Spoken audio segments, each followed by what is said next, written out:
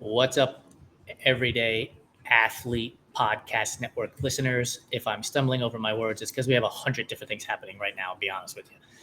Totally forgot what we were doing, but welcome to the Fireside Chat. I'm going to be joined by Peter Falcon here in a minute. He's an athletic counselor and a mental health therapist. We're going to talk about performance anxiety, balancing everyday life with sport, and trying to find a healthy balance, injury recovery, and what that entails coming from the mental health side of it all.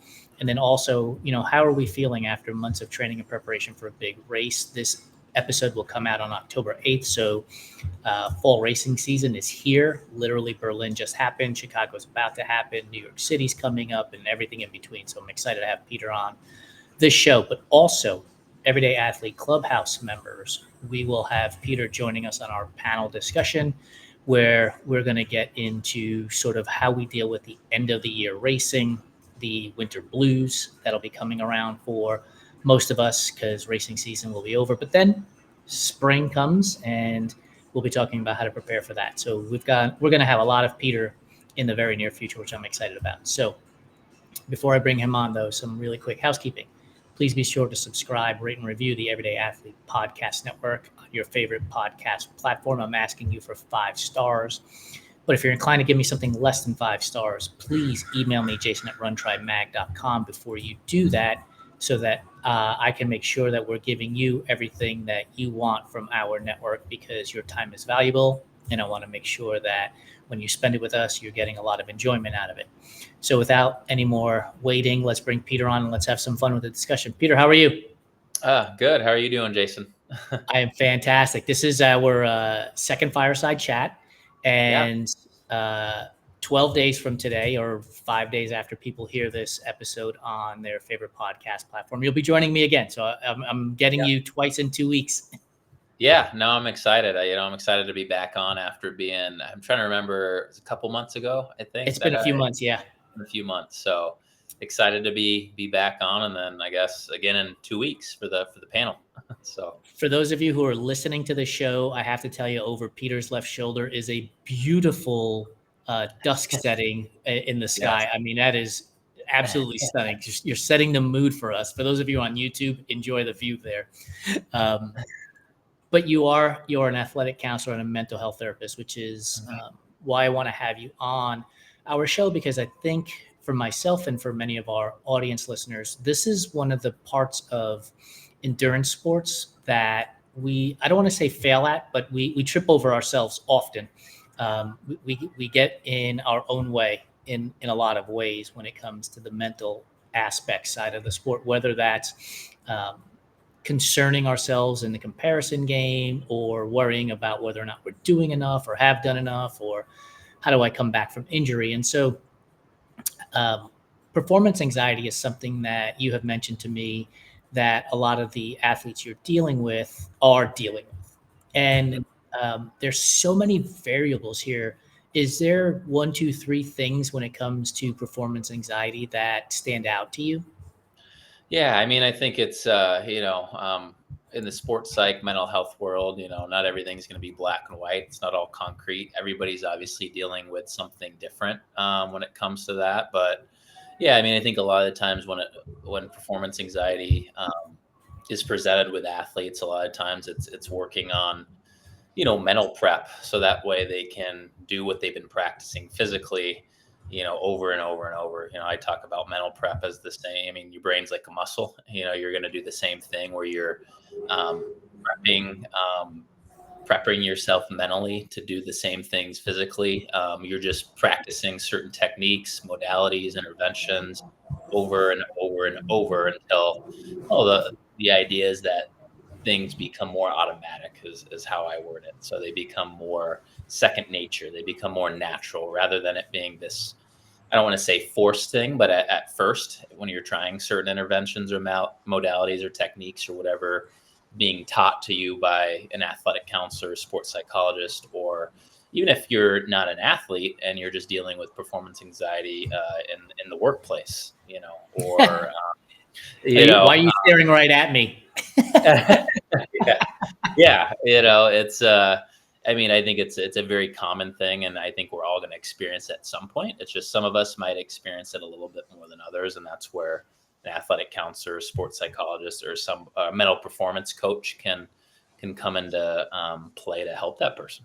So, Is it when we're talking about like performance anxiety for sport, and then honestly, off the trails or off the bike or out of the water, as an mm-hmm. entrepreneur, I worry about that kind of stuff too. When you're talking about modalities and different things, and I know this is a very broad topic, and I'm trying to whittle it down Sure. uh, into something simple. Is it like it's just asking yourself a series of questions? Is it jotting down your ideas and your thoughts to help you focus and see the positive, I guess, or see the good that you've done versus the worry of the things that you haven't done or you're unable to do? Sure. Yeah. And I think you can look at it from a couple different sides here, because I think there's a lot of things in the mental health world that overlap into the mental performance world and vice versa as well. So, I mean, a lot of what I use, I guess this is just my own personal preference with athletes and with clients that I counsel is use a lot of acceptance and commitment therapy, mindfulness or stress management techniques, or CBT or cognitive behavioral therapy techniques. So, and then that also involves adding into, like I was saying before, the mental prep. So that might be like running through pre-game or pre-race routines of some sort, looking at coming up with I guess if you want to look at like a chart or an Excel spreadsheet of like, hey, what is my day or even days or even a week leading up to a big race or a big competition look like, especially for those in the endurance community, that are doing, Ironmans, half marathons, things like that, big cycling events where, you're probably not going to race quite as much leading up to it. Right. So it's like, you've got this one big thing on the calendar, and it's like, all right, like, I think that's where, I mean, I had a client earlier today that I saw that was kind of in that, she had done the Florida Ironman out in Wisconsin.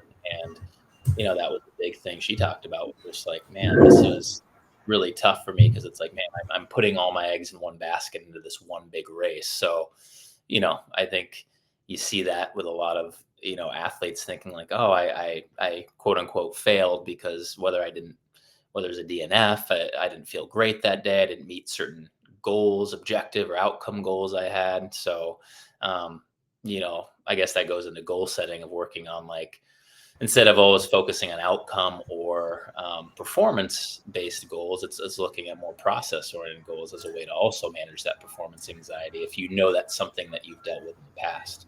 So, It's so interesting because, it's October 1st as we're recording this podcast, and we're live on Instagram, Twitter, and LinkedIn. If you're listening, type your questions and please, I'll relay them to Peter. But a lot of people have just analyzed September, right? Today's mhm. October 1st. They're analyzing September. And I'm going to put myself into the hot seat here. My September was not as I had expected it to be. Racing Javelina 100 at the end of October. So I literally have 25 days till race day, 24 days. And September's volume was half of what August and July were, mostly because I was sick for a couple of weeks, right? Mm. And but here's the way I've sort of eased my nerves and my anxiety is while I ran less, I actually had almost the same amount of elevation gain as I did from all of August in half the miles. And I started to think to myself, like, 100 miler is a lot less about speed. And I'm experienced. This will be my 10th start line at the 100-mile distance. It's a lot less about speed and it's more about the strength. And so what I'm hoping I'm not doing, and I'll ask you if you think that that's what this is placating myself in saying, it's okay that you didn't run that far. You ran higher. And that's a good thing. Like, Mhm. am I sort of teasing myself into thinking everything is okay? Or is that really a way to process the things that have happened and now adjust to go forward? I think that's a great way to reframe it there, Jason. I mean, and I guess, if you were my client, we were talking about this, exact subject. I think the fact that you brought up, hey, I was sick for 2 weeks. I mean, your body obviously needed the break. It was, Yeah, true. whether that was, obviously depending on the sickness you had, if it was a virus, you caught it from somebody. But either way, it's like you don't want to, bury yourself deeper in the hole, as we say, as like endurance athletes, right? So I coach cross country and track too. Okay. I'm a cross country coach at Spring Lake Park High School here in Minnesota, and we've been kind of bit by a bit of the sickness bug lately. A little bit of the injury one, but definitely a lot of sickness going around. I think just with school starting here recently as well.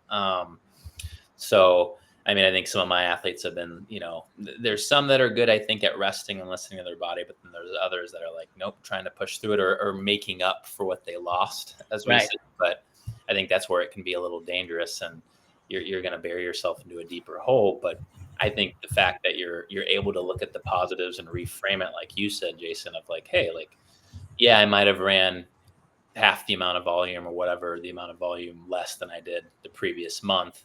I allowed my body to rest, and I took some other positives out of like, hey, I got in more hill work, I got in more elevation gain, I might have gotten more strength work, right? Yeah. And my guess is you've probably been training consistently for months before this, years, whatever it might be, right? And Right. it's also being able to trust in the foundation that you've built for yourself, rather than just looking at like, all right, there's this 1 month or 2 week period where I was off, right? Because we're human. So Yeah, and here's the funny thing about it. I was just on a podcast yesterday, and they were asking why I run, and they asked me, Dean is his name, not they. Dean asked me about what's coming up, and I mentioned Javelina, and he's like, "Well, do you have any goals for that?"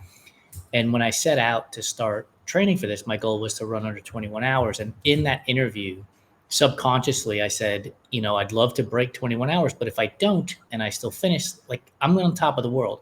And it made me think about like that little bit of adjustment in the goal based on what I had just looked at and from the data, right? I was like, okay, I'm not, maybe mentally, I don't think I'm where I need to be to break 21 hours, but that's okay as long as I hmm finish and catch, grab another buckle and another 100-mile finish line. And hmm again, I asked this question: is it just placating yourself, or is it understanding where you are today and adjusting the goal, and that's totally acceptable? yeah, I think the latter of what you said there, Jason. I think we talked about this, if I remember, a little bit in our last podcast together, or the fireside chat that we had too, where Yeah. I think we were talking about like, I don't want to say like you said placating yourself, or some athletes might just be like, hey, I'm making excuses. Where you do want to be careful and ride that line, right? It's Yeah. probably a fine line depending on what your goals are and depending on what level of athlete you are, and those sorts of things. But I think you've also got to be realistic too. You've got to look Hmm. at like, what it's like, hey, I was sick for 2 weeks, or I had the flu, and not only was I out for a week or two, but it lingered on. So I had to adjust my Right. training on top of that. Right. So it's like, I think you're better off doing exactly what you said there, is adjusting those goals and being realistic with like, all right, yes, maybe I'm not going to break 21 hours, but what's kind of the new, maybe I always like to think of goals in like A, B, and C. You've got kind of like a reach goal Hmm. at the top of that A goal. B goal is kind of like your realistic goal, a goal that you're still pretty happy with, and your C is kind of like almost that backup goal, right? But you're readjusting what those look like. So maybe your A goal, instead of breaking 21 hours, isn't 21 hours anymore. It's whatever that, maybe you have another time, maybe it's 22 hours or 23 or whatever it might be, right? And then obviously in turn you're adjusting maybe your B and C goals as well. So It's interesting. We had talked about via email. What are we going to talk about, and then let the topics flow. We didn't talk about A, B, and C goals. And I will tell you this: in my previous life, I don't know what you would want to call it. Like my thinking head was always, people are giving themselves an out when they have A, B, C, D, E, F, G, H, I, J, K goals. Like there's a way to sure. soften the blow when it's all said and done, instead of saying, this is my goal, and if I don't reach it, then so be it. And I still have that thought process for myself, which is, yeah, I wanted to break 21 hours, which a small stretch, shall we say, but adjusting it now in creating a 23-hour goal or 24-hour goal, whatever it might be, depending as I get closer to race day and what training looks like, that is now the A goal, and I forget about the 21-hour goal. Instead of saying, well, 21 is A goal and then 24 would be B goal. Because for me, and this is the competitor against myself, if I'm not fit for 21 hours and I tell myself that's the A goal, I will put myself in a precarious position. There's a potential for myself to put myself in a position to get injured, because it's Mhm. like, you know, I cracked this joke one time with Lori. I said that I just ran a 50 miler on 50K fitness. And when it was done, like I was in so much pain, right? Because I was like, I've got to go the next 20 miles. Yeah, yeah, Like, yeah. and so like I wonder how, like, how are we supposed to balance this? Is it really just individuals and say to yourself, okay, 21 is out the window and 24 it is, and don't worry about being seagulls, and if you miss it, you miss it. Yeah, I mean, I think you do want to. I mean, I think you make a good point about like the personality of the individual too. So like, I don't know. I guess as a therapist or athletic counselor, or coach, even, I think I have to look at like what type of personality is that individual. So for instance, as a coach, I've got some athletes that I know are very, if you want to call it, hyper competitive, right? You know, um, Yeah, I know those people. and if I mean, you look at the elite athletes of the world, like I mean, people. I'm reading Steve Magnus, his book right now, "When the Inside Game." I don't know if you've heard of Steve, Oh Jason. yeah, I read Steve's stuff, I'm sure. all his Yeah, posts. Yeah, yeah. I don't know if you've read that book or not by him, but I have not. okay, so that's his newest book out, and he talks about that hyper competitiveness within certain athletes, and that's kind of a rarity where like the Michael Jordans, the Kobe Bryants, the Tom Brady's Yeah, of the world are way up there, right? In our sport these days, I might put in like maybe a Josh Kerr in there, who's or a Jakob Ingebrigtsen, who are great track guys, right? I think yep, they're maybe kind of in that realm or close to it at least. right. But then, I think if you've got the people that are a little bit more laid, like somewhere in the middle, and then you've got the people that are maybe a little bit more laid back, I think that allows us to look at like, all right, well, those A, B, and C goals and the way we look at them are going to probably be a little bit different, right? The Right. hyper competitive, they might not have a B and C there. They might, like you said, they might have an A goal, but like you said, maybe they're willing to risk it all and throw all Yeah. their into one basket. Whereas maybe the one in between is willing to do an A, B, and C, and then the one that's probably at the bottom of the totem pole is might have a D, E, and F goal, right? Or it's like they Right. could care Yeah. less about even setting outcome or performance based goals. Like a Right. lot of their goals might be very process oriented, which Yep. honestly I think is the healthier way to go for most people. Yeah. But I think you've just got some people that are bred a little bit differently when it comes to It's their it. their competitiveness. So We have as a athletes, comment from the and we have a comment from the audience. I'll read in a second, but yeah, sure, one of the things I know for me is by not setting those other goals, I also think mentally it allows me to be happy if I miss the goal. Because, so yeah, let's just put up an example. I want to break 24 hours. And if I finish in 24:30, right? hmm I don't beat myself up over it, because it's like, man, I was so close to 24 hours. What could I have tweaked and what could I have changed hmm throughout the course of 100 miles to get to that number? And I think that's why I don't set up a B and a C goal for myself as well, because it allows me to process what I need to do to get to that goal that I had originally set, even though I missed it. Yeah, and that's a great point too. I think it's also knowing you too, right? Like, if you know that what, I have that A goal that I set, right? Or I have that very concrete goal, and it's like I'm okay with that because I've adopted what we might call, I think you hear this phrase thrown around a lot, but I mean it's definitely a popular one in sports psychology or performance psychology is a growth mindset, right? Right. Kids learn about it in school, I feel like a lot these days, but probably in a slightly different context. But at the same time, if you're like, what, I've adopted that growth mindset. I'm okay with essentially like failure in your eyes, right? And I'm just Right. going to Right. move on to the next thing because I'm going to learn from this. Then it's like, I think you're safe to have maybe, like you said, that one big goal that you have set out for yourself, right? So maybe that if you are that hyper competitive athlete, maybe that's what's okay for you. That's what's healthy for you, I suppose. So Yeah, and I know that in the past, when I know that the goal is slipping out of reach, Mhm. that I don't stop, right? Because I know myself in that sense where I've had races in the past where I've told Lori, yeah, I'm not going to hit this goal, but it didn't mean that I just stopped competing, right? I'm going to do the best I can with what I have in this scenario, and then we go back and we learn and figure out where did the path veer off so that I can make an adjustment. Was I eating enough? Was I drinking enough? Did I get enough sleep the night before? And again, it goes back to the process that you said earlier.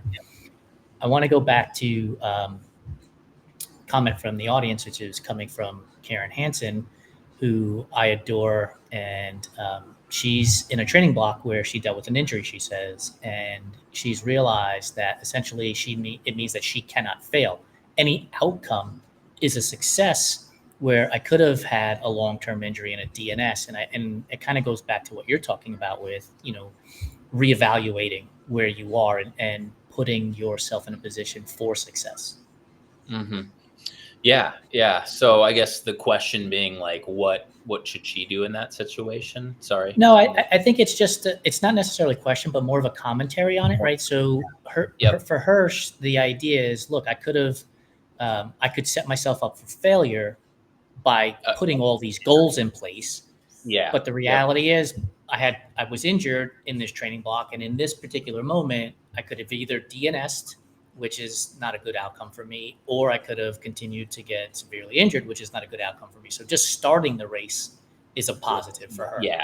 Yep. Yeah. And I think that's, that actually, I said referencing just another client that I've seen recently when it comes to the Ironman or her recent full Ironman races. It's, I think she was kind of in the same boat where it's like, the buildup for her was not perfect by any Right. means. There's definitely some hiccups and injuries, but I think by just at least attempting to be on the start line and seeing what might happen was still a success in itself. Yes, it wasn't obviously the desired outcome, but I think going back to what you said of being realistic on where you're at too. It's I had a race where I ran the CIM marathon. It was a few years ago, the last one that ran, and I was trying to qualify for the trials, and that time it was a 2:18 mark, and I got to about 9.5, 10 miles. And unfortunately, I seemed to supinate quite a bit on my left foot, and then I hit like a little patch in the road or something.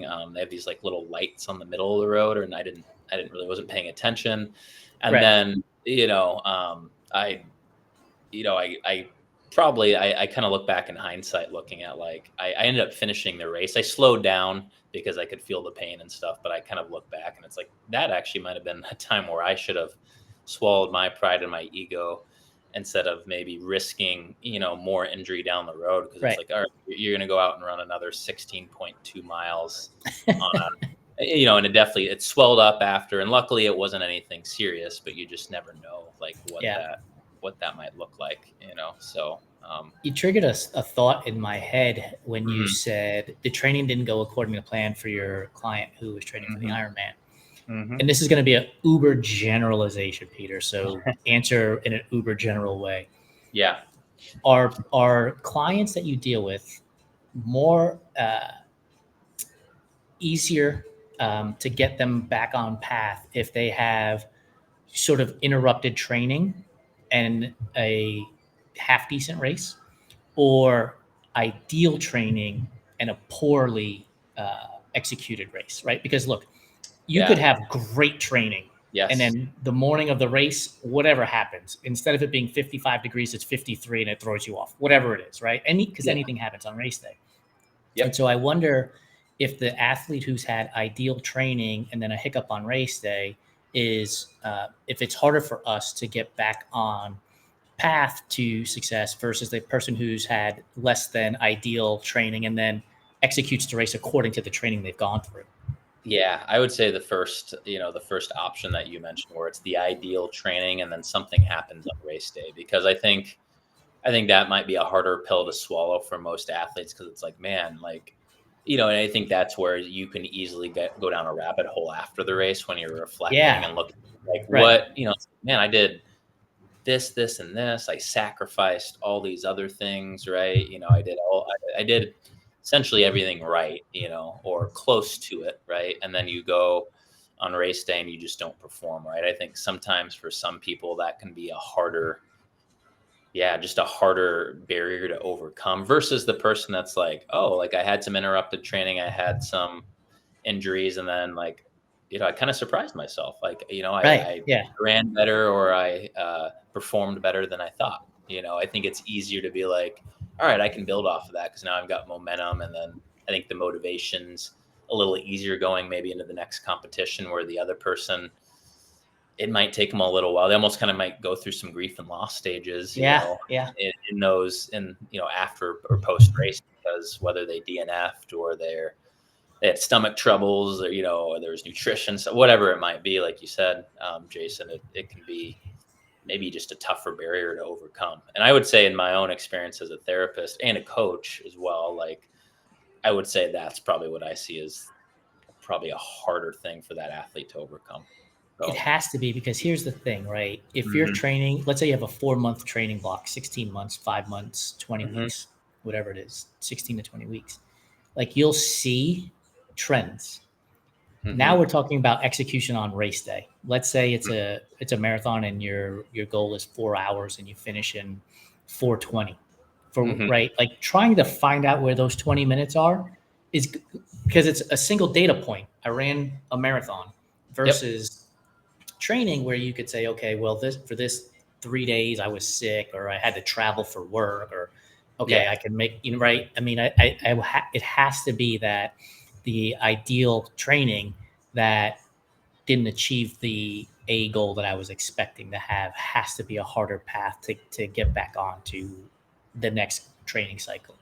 hmm Yeah, yeah, I think, yeah, I agree 100%. I think it's, like I said, it's like when you have, and, given, I guess the example that I gave for my own racing a few years ago, like that was, I wouldn't say the training went perfectly, but it's like I remember not having any injuries leading up to that, or like major Yeah. illnesses, maybe a cold or something, but like it wasn't anything that took me out. So for Yeah. me, I mean, I know the reason of why, but at the same time, it's still frustrating when it's like, man, I did all these things right, and it's like, all right, the one thing, um, the one misstep that I had, and not to say I Right. would have ran what I wanted to, I mean, I even look back at that and I was feeling okay, but not, I don't know if I would have achieved that, but I know I would have I felt like I would have ran a race that I was fairly pleased with, I suppose, and that's tough to like, but it's always the woulda, coulda, shoulda stuff. So it's Yeah. like, And you know, like, here's the thing, right? Over the course of, what's it take? Like 2,000 steps to reach a mile or something like that. yeah, And, something and close to so, that.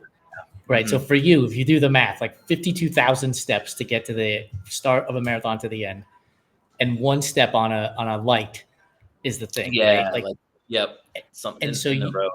hmm and so to your point, you could literally spend hours doing the what if I didn't step on that, and what if that, right? But that's why there's people like yourself who are in this profession to help us as athletes, because even though that what if was stepping on a cone in the street or whatever it might have been, it could also have been you took a tangent too wide at some point, right? And Yeah, so if you were at 218 was the goal and you ran 218.6, right? It could have yep. just been a tangent. Like, there's so many different things. And that's why um, people in your profession are so invaluable to athletes like us. You help us process that stuff, because for myself, I'm guessing I would have focused on the one step out of 52,000 instead of Sure. thinking about what tangent did you run, or when you tried to drink a glass of water out of the Dixie cup and you went to wipe your face because you spilled it on you. Like, so many Yeah. different things, right? Sure. Yep. Yep.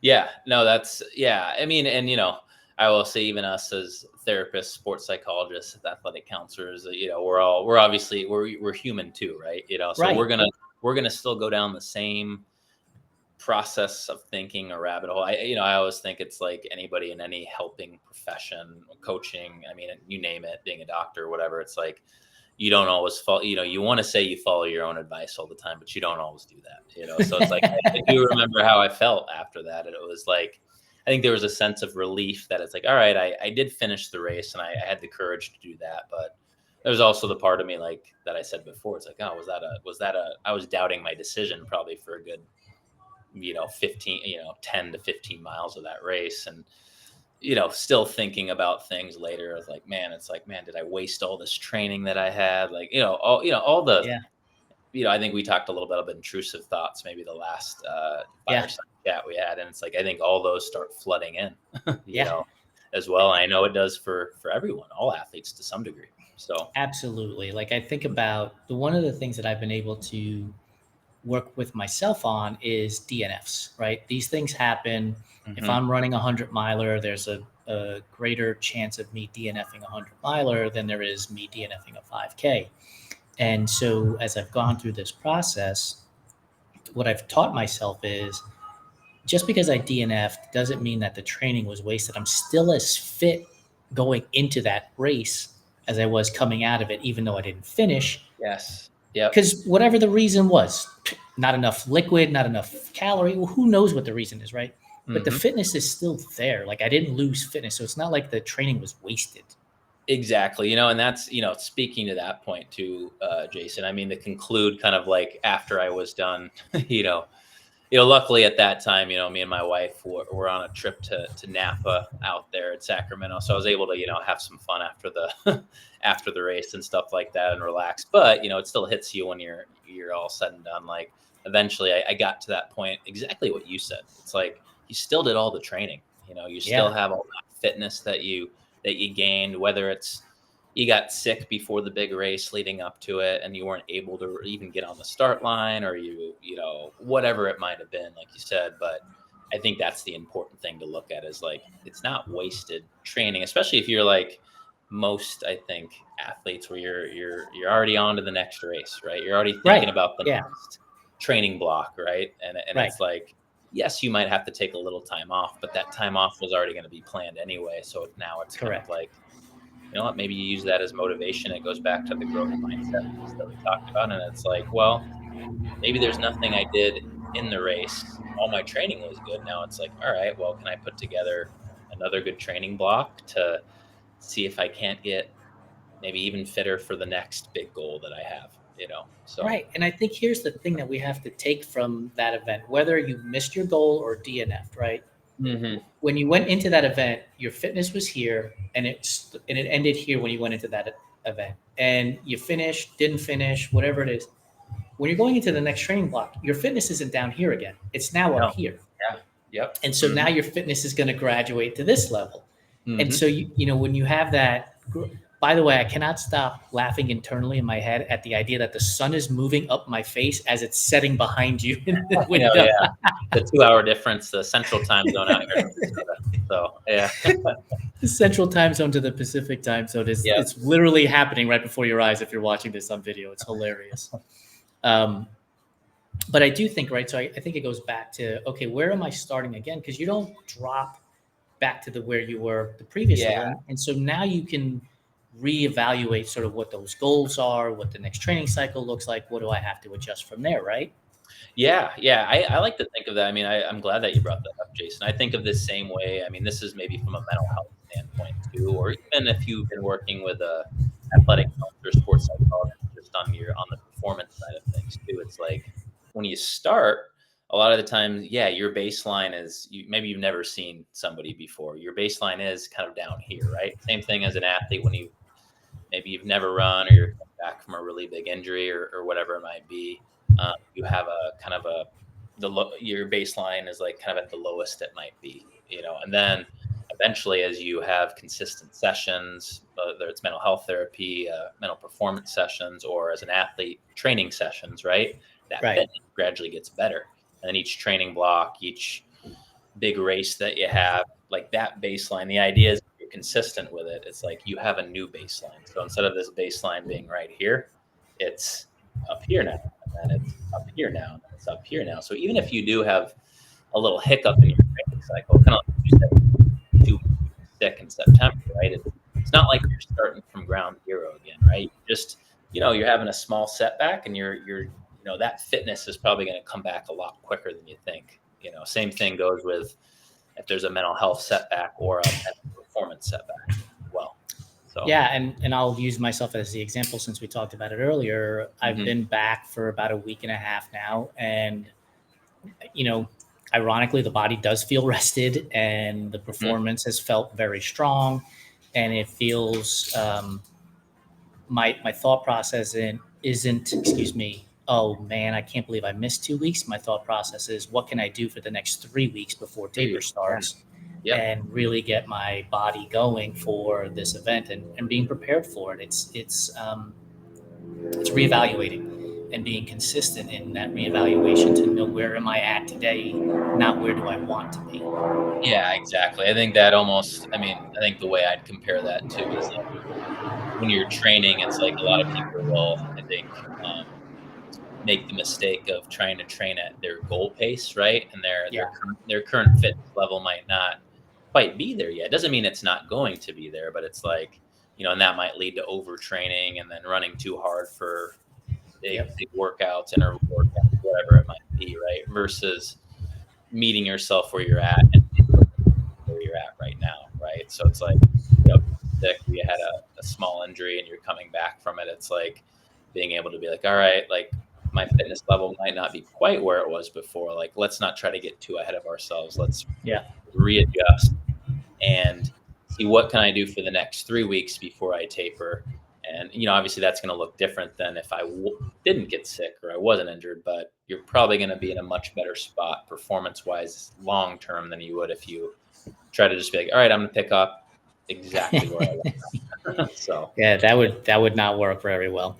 mhm, I want to talk about one of the other topics we had exchanged emails on, which is balancing everyday life with sport, because I think this does also yeah, tie into setting your expectations.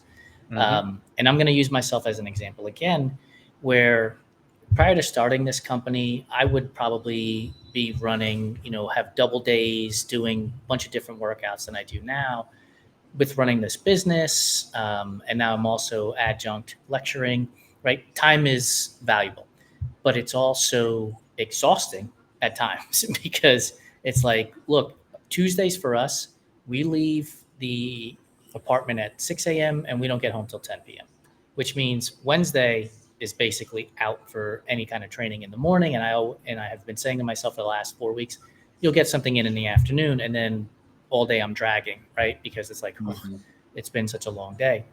mhm. When you're working with clientele, like, is there such a thing as um, daily balance versus, shall we say, weekly or monthly balance? Yeah, I think yes, that's one thing I work on with even non-athletes that I see as well. I think you've got to look at performance and whatever you're doing, right? I mean, like I say, I'll see quite a few teens and college students as well. Some of them athletes, some of them non-athletes too, and we talk about that stuff all the time. Of like, I mean, you got to look at the other stressors you have in your life. You've got to look at what else you're putting on top of, your training. So it's like, I mean, I can uh, look at the same example that you gave, Jason. It's like I'd say before we had our son and we have another one on the way now. And it's like my training looks way different than it used to be. Obviously getting older too, but like I just Yeah. had more time, like when me and my wife lived in an apartment together and we had no kids and we had just moved here. It was just kind of like I could work, train, do things with her, and that was life. Right. That was your balance, right? And then you start adding more things into the mix, like you said, if you're adding a side job or you're adding more family members or pets or whatever those things might be, right? It's like those I think are things that you have to take into consideration, right? Because it's like I think that's where you're right. You're already writing a red or writing that red line pretty closely. Yeah. It's like if you're adding in more and you're trying to do the exact same thing, you might that might lead to burnout. Whether Yep. it's physical, mental, injury, sickness, whatever it might be. So, yeah, the answer is yes. That's a big thing that I focus on. I think that's more of almost a holistic approach. And I think that's where athletic or the mental health counseling piece can be a little different than maybe just the mental performance side of things because Yeah. Yeah. you're looking at a lot of those other mental health factors rather than just the athlete or the performance side of things. So, mhm. Yeah. Lori and I, we have a saying, shall we say, in our house, right? We're all spinning all these plates, trying to make sure they keep moving. And every now and again, the plate's going to fall and break. And for us, instead of worrying about how do I find all the pieces to glue it all back together, because that plate's never going to be the same, focus on the ones that you're still spinning, and not worry about the one that's fallen and broken, because it's just never going to be the same. Yeah. It has really, for me and for her, it has really helped us in moving forward, instead of stopping where we are trying to pick up the plates, or going backwards to try to figure out, okay, what plate can I put down since this one's broken, kind of thing. Yeah. I mean, yeah, I like that metaphor. I might have to steal that for some future sessions. I'll send you my invoice. Yeah, I like that. Yeah. But yeah, that made me think of something too. I mean, and this is something, I mean, not only, I mean, I think, like I said, I'm a big fan of Steve Magnus, but I think this is just a thing that I've heard other, whether they're therapists, human performance experts, whatever it might be, is like, I mean, you always hear the term work-life balance, thrown Right. around, right? Or whatever, my school life balance, however you want to word it, right? But I think the big thing is your life ebbs and flows so much that it's like, what if, there might be a period in the year where maybe your work is really busy, right? So it's like, hey, from January to March, it's like, I'm not going to be able to train like I know I could train as an athlete, right? So, Right. you know what, that might be a time where I don't do any racing. It's like I get in the training I can, I try to stay consistent, don't plan any races, but then it's like, all right, I know April to June, it's fine, right? So that's maybe where you throw in some races, but you're able to take some of that energy and or that mental, physical energy and throw it into training, and then some of that stuff from work or those other life stressors, right? Maybe that takes a little bit of a backseat. So it's kind of like, I think there's always a danger of people when they say they go all in on something. I think that can be a little dangerous too, because it's like, if you only have that one thing as your focus, right? You don't have even some small things, and not to say that those are things that are going to take up a ton of time, but as long as they take up a little time to like balance out the other, your sport or whatever it might be, like it's probably going to be a much healthier balance. Yeah, the teeter totter might be still towards one area, right? That might be your sport, your training, or maybe like I said, it might be work for those 3 months of the year, but at the same time, you're figuring out a way to expend your energy and be more intentional with it. I guess maybe that's the word I was looking for there is the intention. And there's more of a thought out plan to how you. I have a follow-up for you, but I want to also let the audience know we are live. If you're on Instagram, drop your questions in for Peter, so we can get them over to him before this show closes out. But if you don't get it in, we will be posting our October 13th at 5 p.m. Pacific, 8 p.m. Eastern time, a panel discussion with people like Peter, Joanne Ballard, Landon, and Pat Spencer. We're going to be on a panel discussion to discuss all of these types of topics for everyday athletes to get through the work-life balance, the injury, thinking about upcoming racing seasons, winter blues, and all of that good stuff. The thing you mentioned to me that I thought was interesting, and it's something that I know a lot of people struggle with, is the comparison game. And here's where what you were talking about came into mind. If I know I can't race from, pick the dates, right? March, April, and May. I can't race March, April, May because work is busy. And I open up Instagram or TikTok or whatever, and it seems like everybody is racing, right? Yeah. You have to sort of take control of your emotions in that moment, knowing that your racing season is coming up, and there's going to be somebody who's not racing in June, July, and August because of whatever it is, and is looking at you now and being like, I wish I could be racing. Like how do we work that out for ourselves? Are there simple tools that we can do to work that out so we aren't fighting that comparison game in those scenarios? Yeah, and I think comparison is just I mean, we're human, right? That's a natural thing that we're going to do, is compare ourselves to other people or compare ourselves to other athletes, those things. I think that's not necessarily the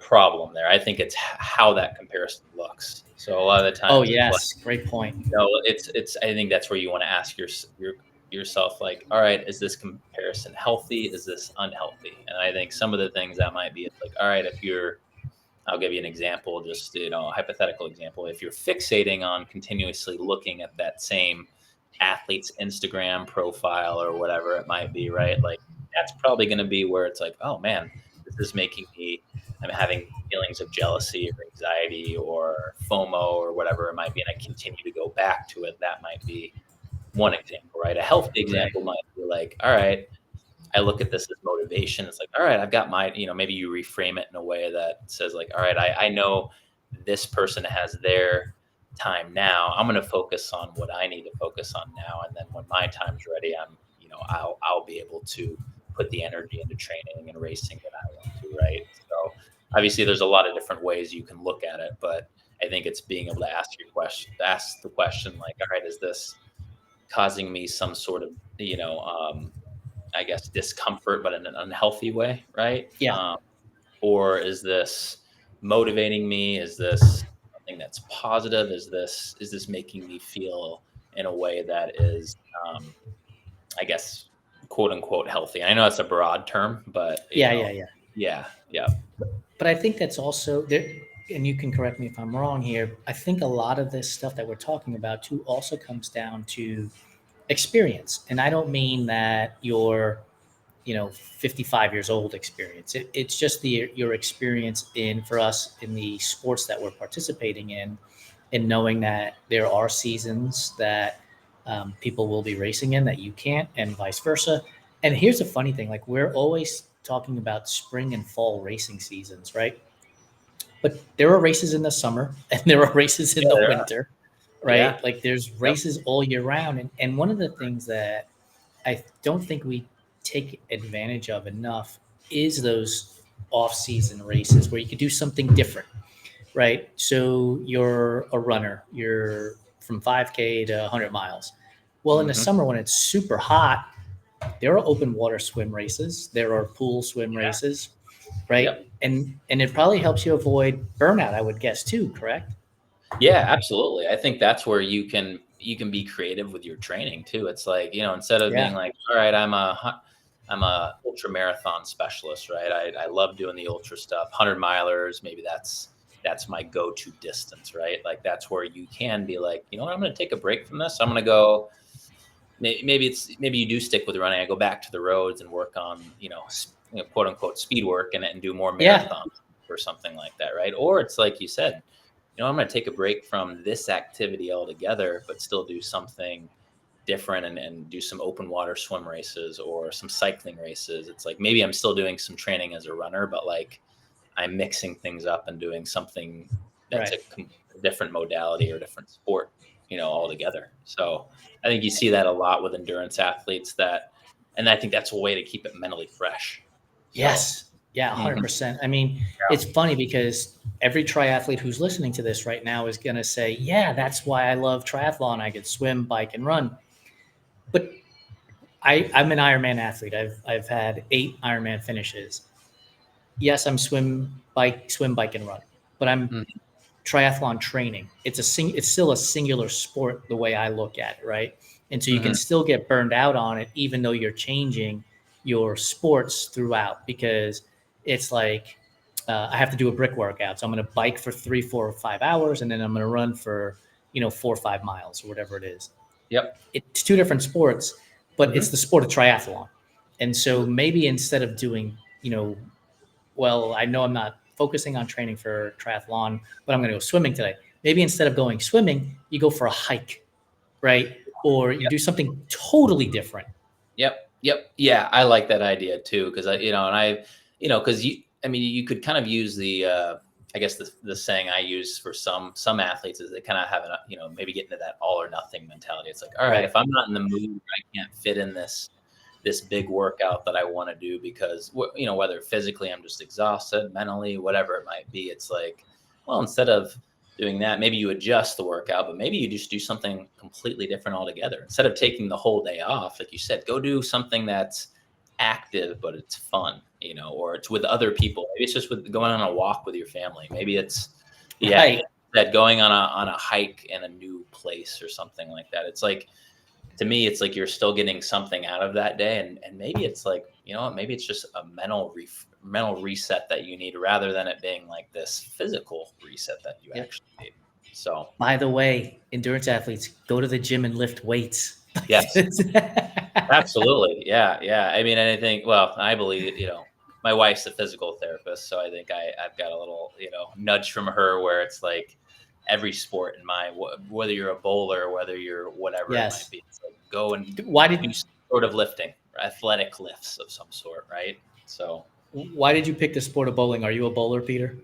no, I think Okay. it's funny. I do like bowling for fun, but I ran at the University of Nebraska for the Cornhuskers, right? And we had a really Yep. good bowling team.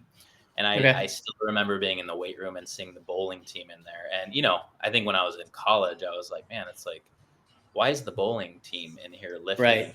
And obviously, as I matured and realized, and gained more knowledge into athletics and stuff, it's like, oh yeah, well, every sport is going to do some sort of lifting program. It's going to make them a better athlete, and obviously their lifts are going to look a lot different than me as a Right. runner, and then me as a runner versus a football player. But Right. anyway, that's the The reason why I ask is because I'm a okay. I'm a bowler. I love bowling. Oh, are you okay? Yeah, I bowled when I was young, and I've been in a handful of leagues throughout my adult life. Wherever I've lived, I've tried to find a bowling league to participate in. Oh, And that's so awesome. I was ready to connect on the whole bowling scene.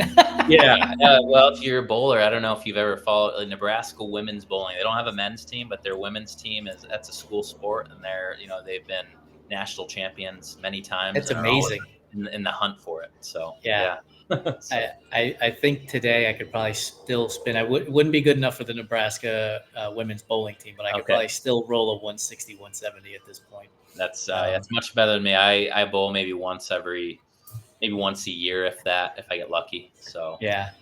yeah, I like to believe that my pinnacle of my athletic career was not being a doubles champion when I was in like the ninth grade, 10th okay, grade, but, yeah, but yeah, that's awesome. Yeah, and bowling, I mean, it's a fun sport though. yeah, I wish I could, I'd be nice to get into it, just to do something, like you said, do something different. It's like, yeah, that's it. I think one of the things that we as everyday athletes, oftentimes what happens is our sport becomes our identity. And yeah, so we pour everything into that sport. And it's like, well, if I'm not running, and social media is partially to blame for this. hmm, If I'm not running and I don't post to Instagram, Facebook, TikTok, wherever about my running, people are going to forget about me, my value, how I value myself gets devalued.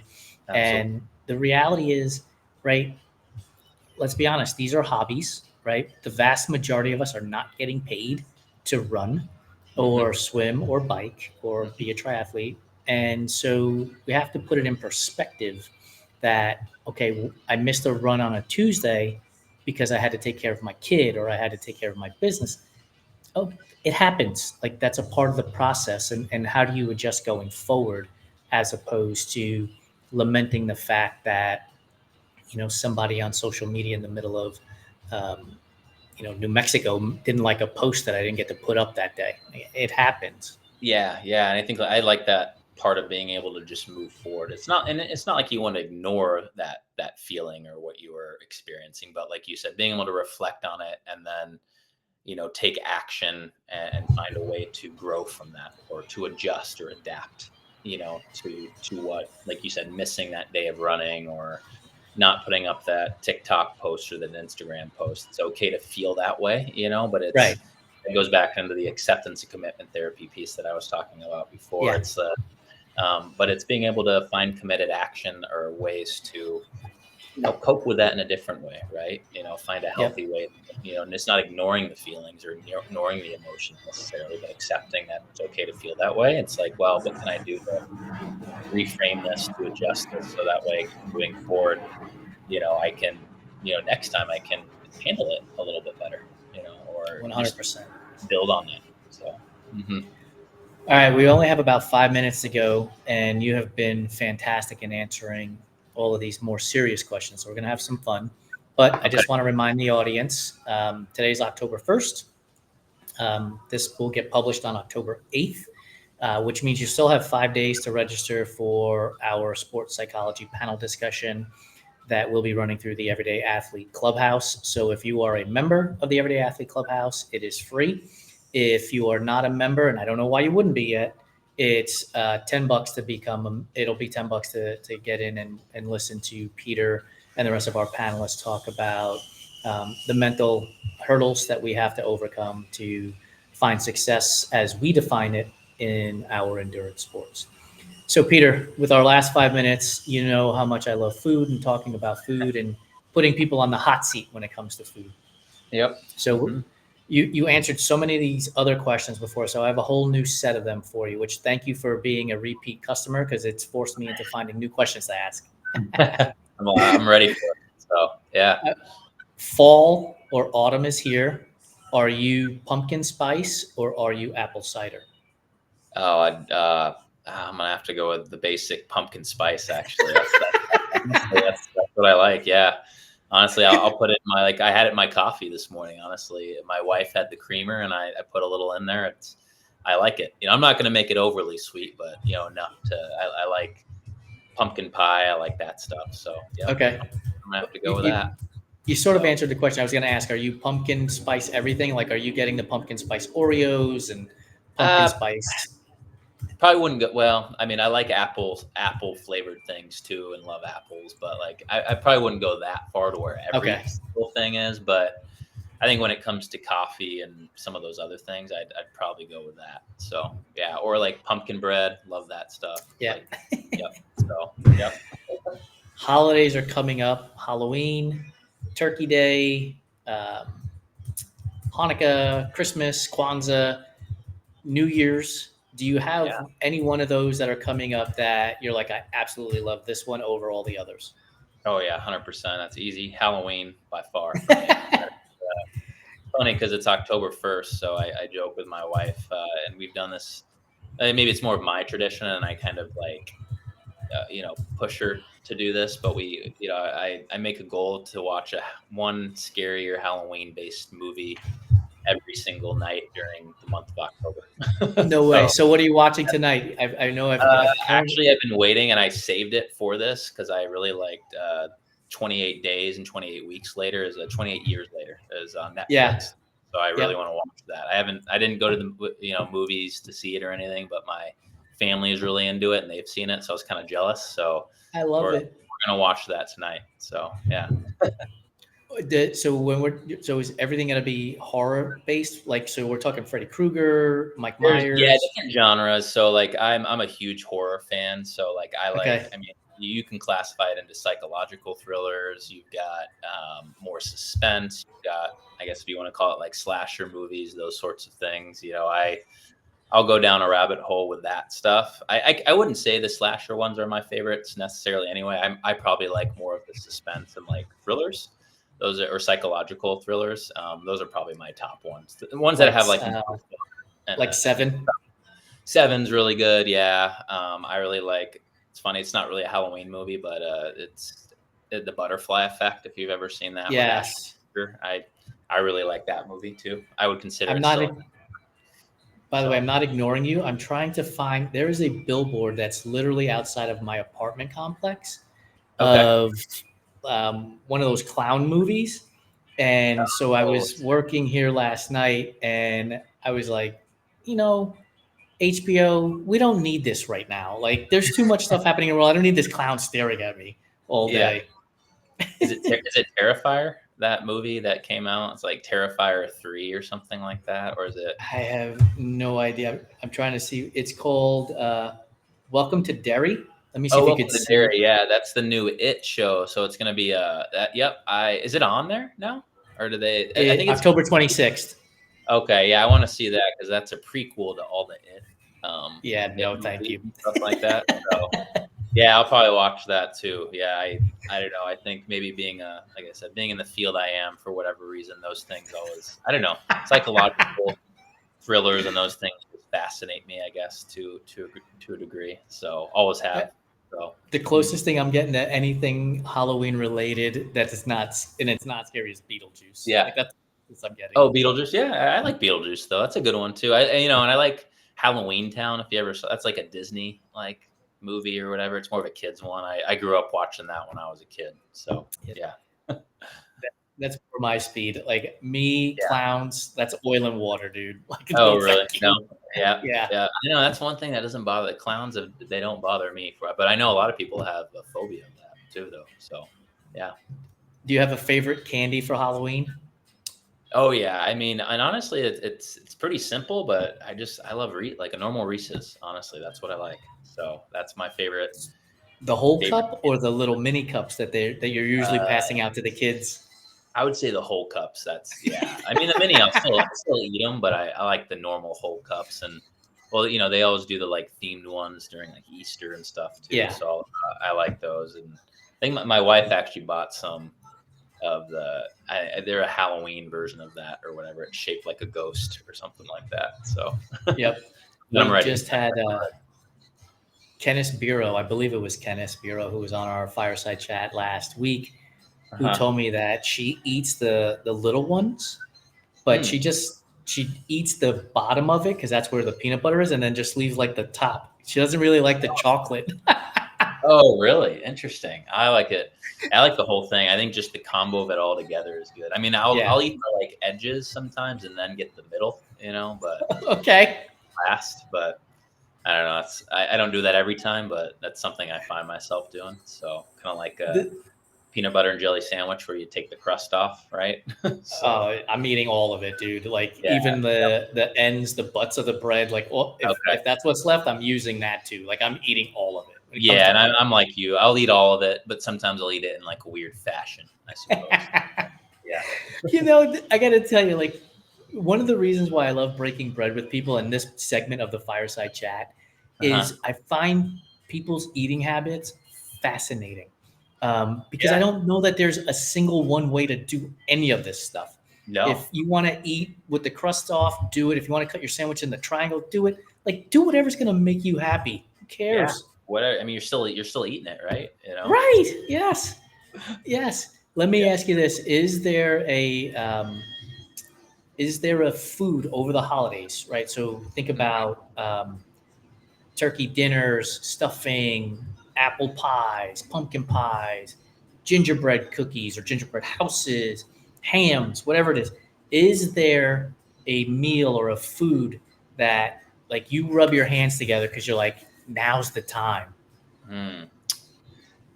I would say, it's interesting. Like, I guess with Thanksgiving, if I'm looking at that specifically, right?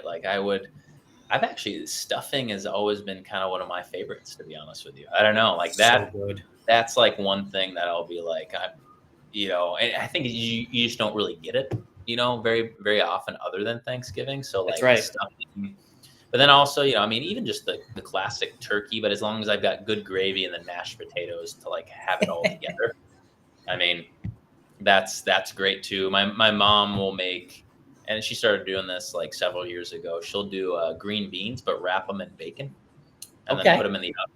And that's something that I always also look forward to as well. And that's, I guess, a little healthier, I guess, other than the bacon part, maybe. But It's a tastes much better. vegetable. It counts. Yeah, exactly. So I'll eat a ton of it. Like she wraps them up in rolls almost. So it's like I'll just have Yeah. a ton of those.